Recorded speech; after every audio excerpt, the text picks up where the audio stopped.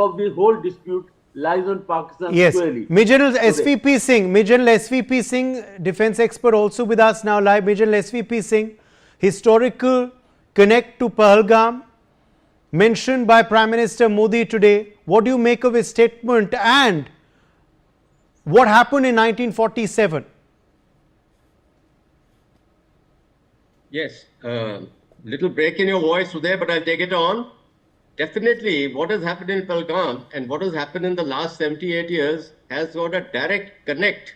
It is just continuing, and Prime Minister has very rightly alluded to it.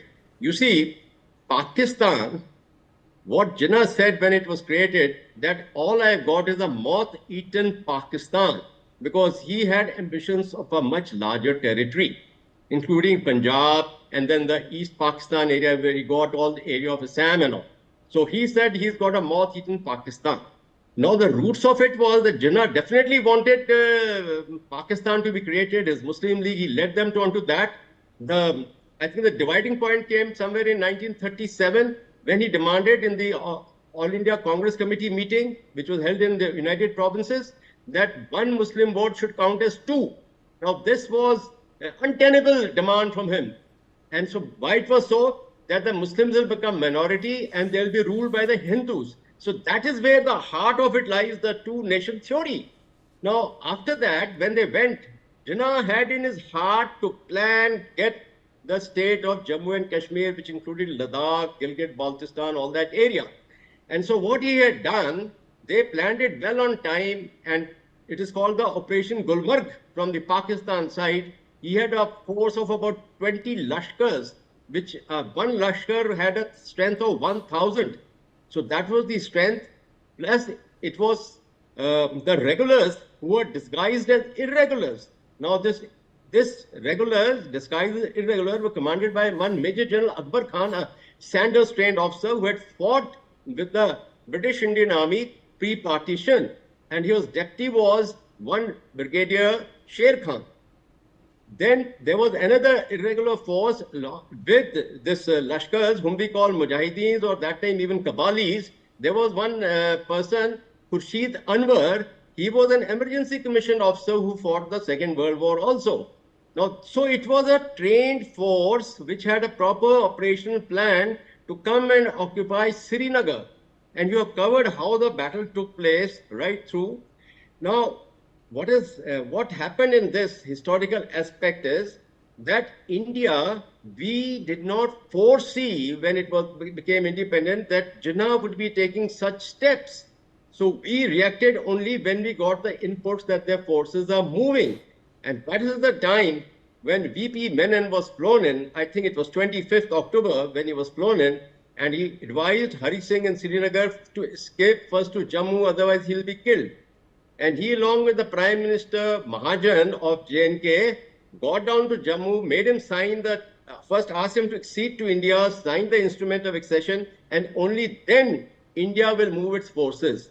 Now, what has happened is this accession instrument which was there, it had principles which were followed in other states of India and which was very effectively led by Sardar Vallabhbhai Patel.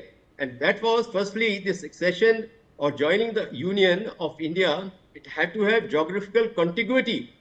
And herein, there was no factor of religion, which Pakistan subsequently started playing.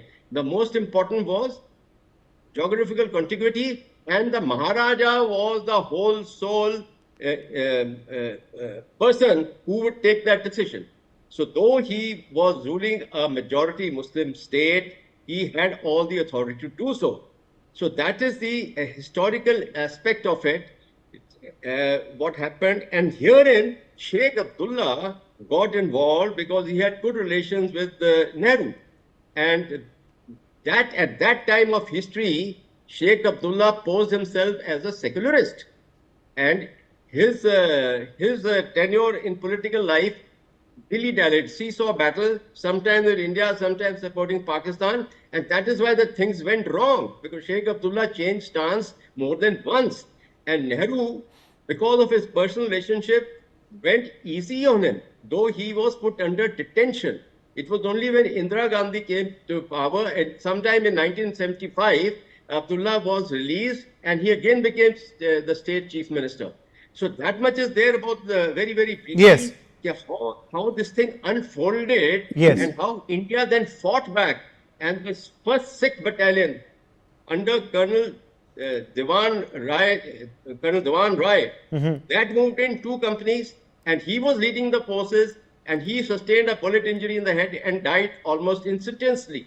And then there was another great action. Brigadier Rajinder Singh has been covered by you. He was awarded the Mahavir Chakra also. Yes. There was another great action from Fort Kamau of Major Somnath Sharma for the Battle of Pahalgam.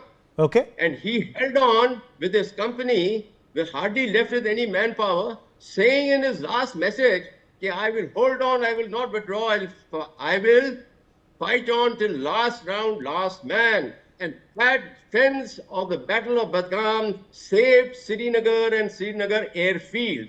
And that's a great historical fact, military history fact. And that's how Major Somnath Sharma was the first recipient posthumously of the Paramveer Chakra. Yes, absolutely. Let me quickly draw in Major General AJB Jaini, defense expert.